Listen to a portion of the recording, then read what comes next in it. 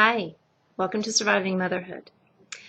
So, in my Read Through the Bible program, I just recently read through the book of Habakkuk.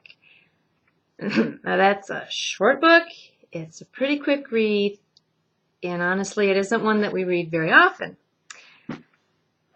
But let me tell you what an encouraging book it is.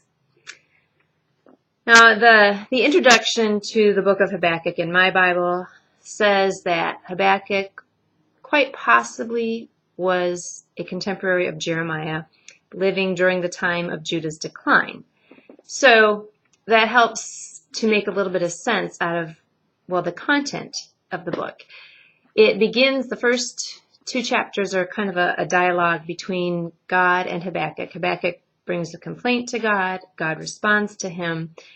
Habakkuk is questioning him, why are these bad things happening? Why is Babylonia doing all this mean stuff? Okay, so he doesn't really understand what's going on.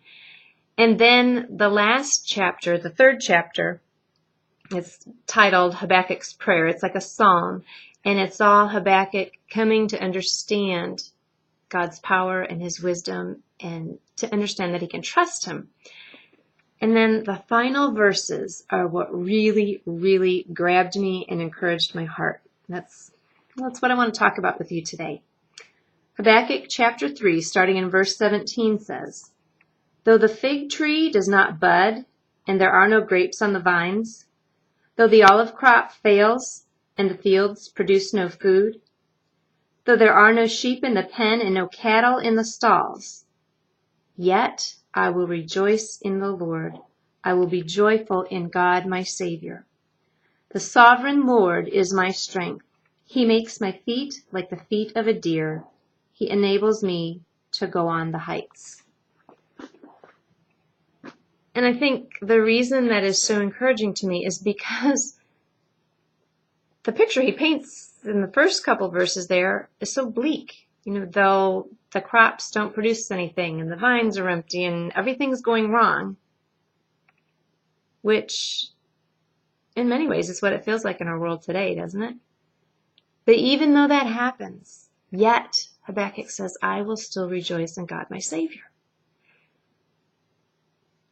And usually when I do these Monday things, I try to come up with something where I can challenge you, encourage you to grow in your faith, and ask you to think a little bit.